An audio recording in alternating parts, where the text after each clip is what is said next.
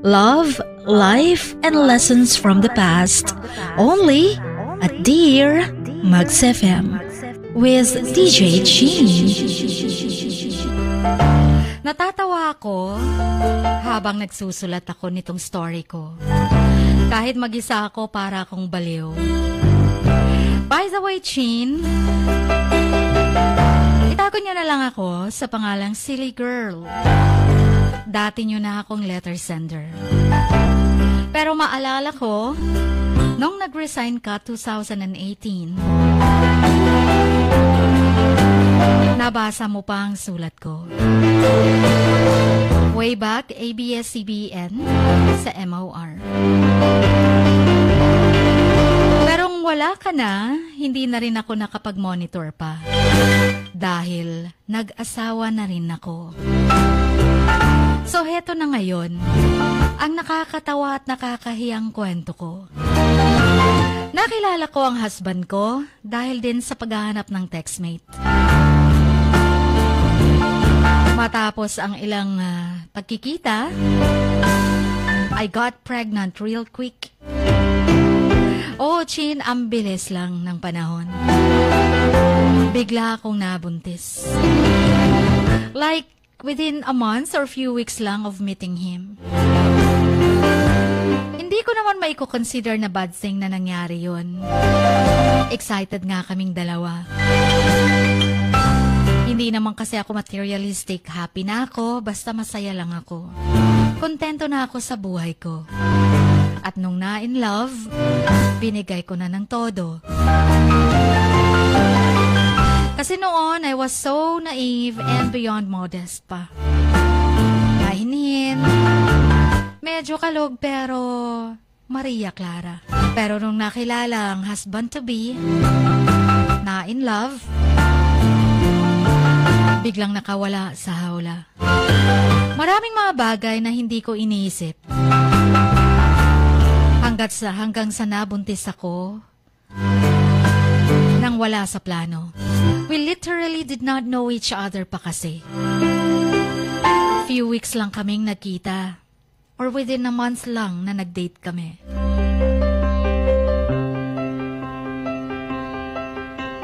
By the way, Chin, hindi na ako nakatira sa parents ko. Malayo kasi sa amin. Kaya naman, nagrenta ako ng isang maliit na apartment. Mag 3 years na rin ako noon sa apartment na yon. Kilala kasi ng parents ko ang may-ari, kaya kalahati lang ang renta na binabayaran ko. Pero nung nabuntis ako, yung lalaking nakabuntis sa akin, gusto niya na akong samahan sa apartment. Mag-live-in na daw kami. So we had to move in together. Ako naman, parang nasa cloud 9. Kasi in love nga. Hanggang sa nagtagal, lumalaki na ang tiyan ko. And then reality set in. Actually, yung terror yung nag-set in.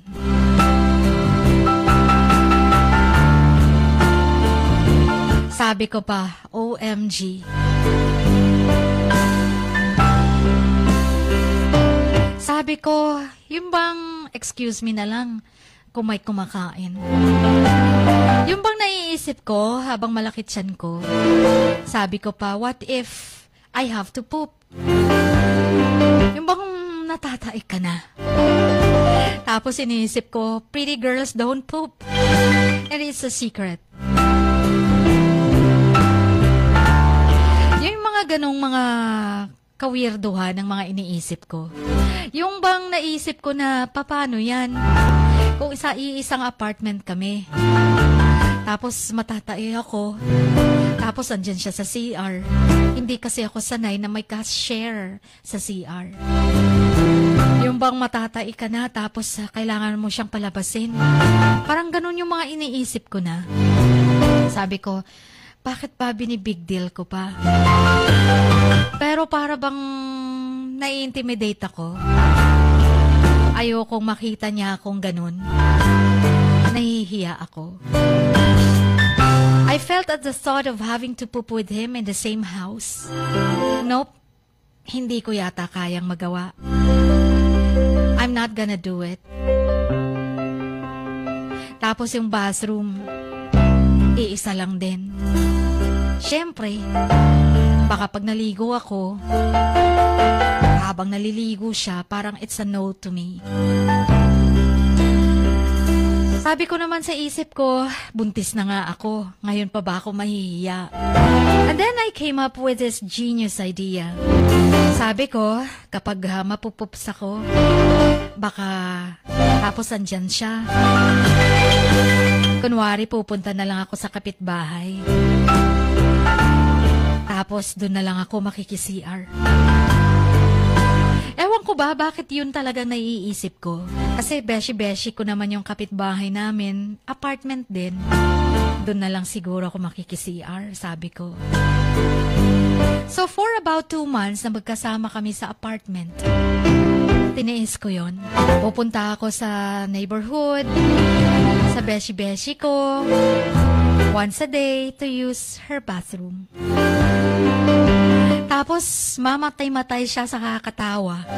Every time na nakikita niya ako, na nagmamadaling pumasok sa gate nila para maki-CR.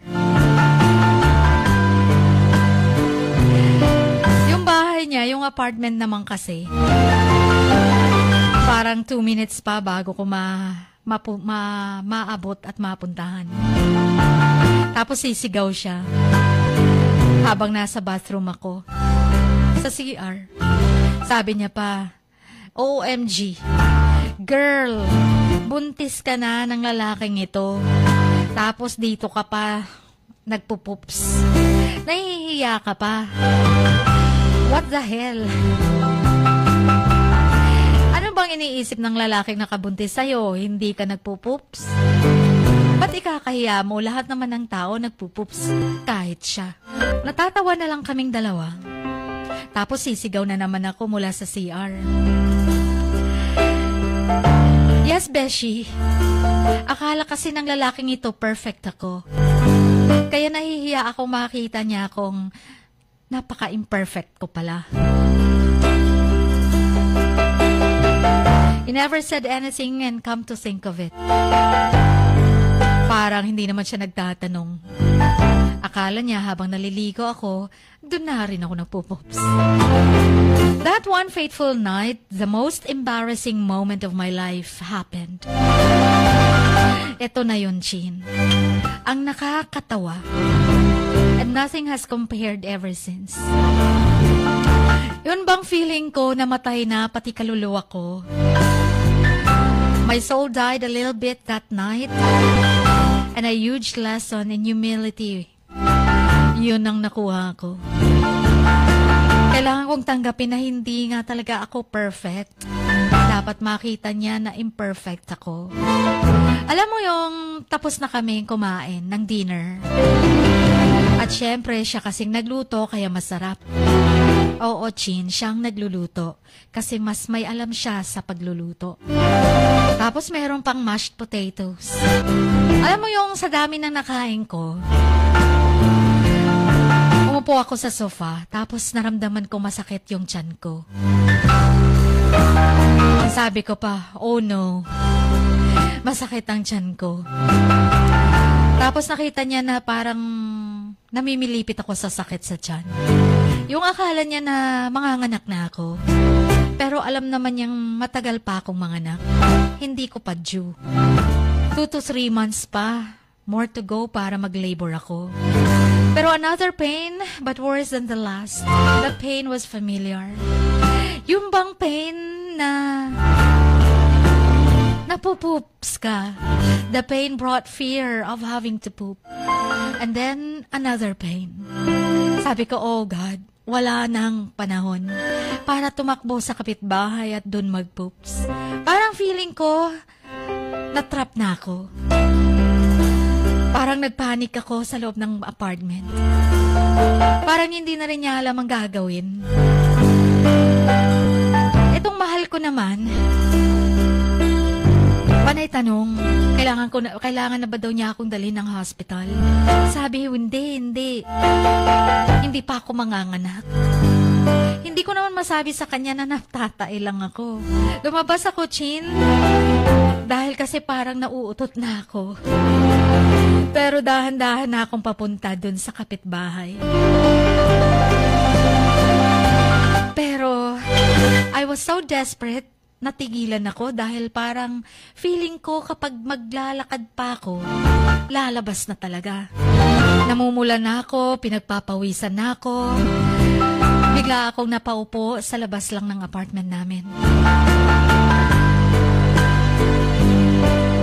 Alam mo yung sabi ko, okay lang ako. Ligpitin mo na lang, magugas ka na lang ng plato. Sabi ko sa mahal ko. Pero yun pala, umuutot na ako dun. Sa labas lang ng apartment. Yun lang yung in-excuse ko sa sarili ko and made my way to the bathroom na. Papunta ako paunti-unti sa bathroom namin. Kunyari, iihi lang ako. But I was dying inside. Naluluha na ako, shedding a tear and all. As if me having to poop wasn't bad enough or my pregnant body decided to malfunction na. Alam mo yung pinigilan ko pa. Pero bago pa ako nakarating sa pintuan ng banyo, the next thing I know, everything went black. Nag-pass out ako. Yes, Chin, hinimatay ako. Siguro nga dahil sa sobrang fear, pinagpawisan na, at sa sobrang pigil, kahit masakit na masyado ang tiyan ko, at halos lalabas na, pero pinipigilan ko pa din. And so I passed out. The next thing I see, nung dumilat ang mga mata ko, ay yung husband ko over me, trying to move my body para ibangon ako mula sa sahig malapit sa bathroom. I wanted to pretend that I was still passed out dahil nahihiya ako. Parang I could not process this humiliation, sabi ko. Parang sobra akong nahihiya sa kanya.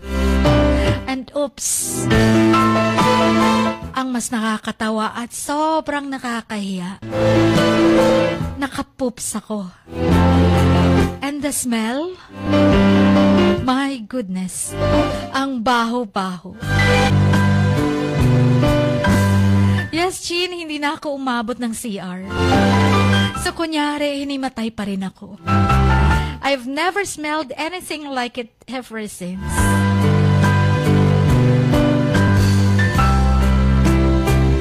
Yung boyfriend mo of 2 months only, na naging husband mo, na parang hindi alam na nagpupup din ako. Kasi ang alam ko lang, maganda ako sa paningin niya. Now, alam na niya na nagpupups din ng pretty girls, the silly girl like me. But I was so disgusted with myself. He was standing over me trying to get me upright. And I was weak. Kunyari, mahina ako. Nag-pass out ako. Para bang feeling ko, galing ako sa wrestling.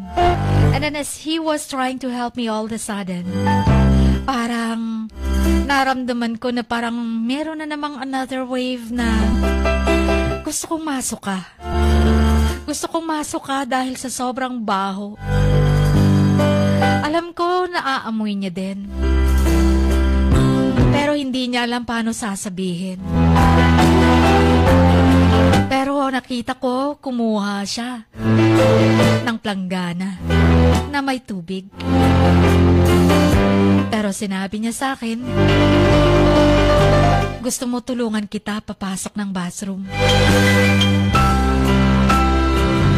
Bibihisan kita. Kasi pawis na pawis ka. Sabi ko, OMG. Ako pa ba nahihiya? Nagpe-pretend pa ba na nakapoops ako? Inaaamoy niya na. Pero nung another wave na parang this time, dahil sa amoy, gusto kong masuka. And then I tried to swallow it down. Ayokong lumabas yung pagkasili ko talaga. Sinubukan kong lunukin, pero sabi ko, oh please, no. Kaso hindi ko kayang lunukin. At dahil sabay nang nasusuka ako, at sa amoy na naaamoy ko, I erupted like a volcano. Yes, Chin. Yung kinain naming dinner, lumabas lahat. At ang worst pa, sa damit niya ako sumuka. Yun bang all of these months, nagpretend na pretty ako sa mga mata niya. Tapos all of a sudden, makikita niya akong ganun. Nakapoops na, sumuka na, at ang baho-baho pa. There were no words exchanged. Wala akong masabi. Sobrang nakapikit lang ako sa sobrang kahihiyan. Dinala niya ako sa bathroom. Nauna siyang humubad dahil ang daming ang suka ko. Alam mo yung nakikita ko pa yung mashed potatoes na sinuka ko sa damit niya. Tapos sinutan na naman another round of horrible smells. Mabaho na nga sa poops, mabaho pa sa suka ko. And I wanted to die. Gusto ko nang mag-disappear that time. Gusto ko nang mamatay that time sa kahihiyan. Pero patingin-tingin lang ako sa kanya na kunyari, mahina pa ako. Pero pumipikit ng pilit dahil sa kahihiyan. Pero he took that cue dahil naniniwala siya parang nagsasuffer na ako. So sabi niya, halika paliliguan kita. O sabay na tayong maligo. Sunod lang na ako ng sunod habang inaakay niya ako sa CR. Pero alam mo yung, he lovingly changed me. He lovingly cleaned me up. Sinabunan niya ako. Habang alam niya, sa tubig, nakikita niyang nagpoops ako. Naghalo na ang lahat. Pero bahala na. Sabi ko, anong magagawa ko? Buntis ako. Pag-iinarte pa ba ako? Hanggang nakabihis ako, Chin. Inakay niya ako sa sofa. Tapos kunyari, hinimatay na naman ako. Naisip ko lang kasi, ayoko munang makipag-usap sa kanya. Kasi hindi ko alam anong sasabihin ko. Sobrang hiyang-hiyang-hiya ko na. Parang gusto ko na siyang hiwalayan. Huwag niya lang akong tignan. My senses overloaded and my spirit defeated. Alam mo yung pagkagising ko? Kasi kunyari yung himatay-himatay ko, hanggang nakatulog ako, hanggang nagising ako. Oops, wala na yung mga suka. Sa salas, malinis na. Pati yung sa pintuan ng CR, malinis na din.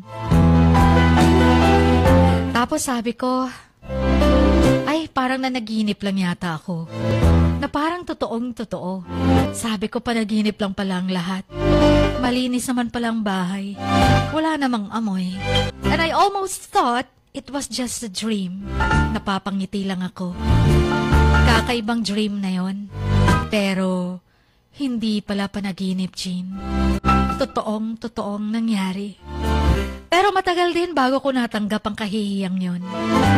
Ang nakakatakot lang, baka pagtawanan niya ako. Hindi ko kaya. Baka harapin niya ako at matatawa siya habang ikikwento niya ang nangyari. Pero inunahan ko na siya pagdating ng bahay. Sabi ko, sige, tumawa ka. Hiwalay na tayo pag tumawa ka. Hindi mo makikita ang anak mo kapag tumawa ka. Sabi ko pa, now you know, pretty girls like me also poop. But guess what? Ngayon hindi na ako nahihiya sa kanya. Inuututan ko na siya. Pag sinabi kong napupoop ako, tutulak ko siya. Naka-open pa ang CR. dahil gusto kong maamoy niya. Naloka ba kayong lahat? Oo, Chin. Totoong nangyari to. Pero wag nyo na lang sabihin ang totoong pangalan ko. Wag nyo nang dagdagan ng kahihiyan ko. Ikinuwento ko lang para pang good vibes lang. Dapat kasi, hindi tinatago na nagpapaka-perfect ka. Gayong wala namang perfecto sa mundo. Hanggang dito na lamang, yung Kamax. Always silly girl. To the max.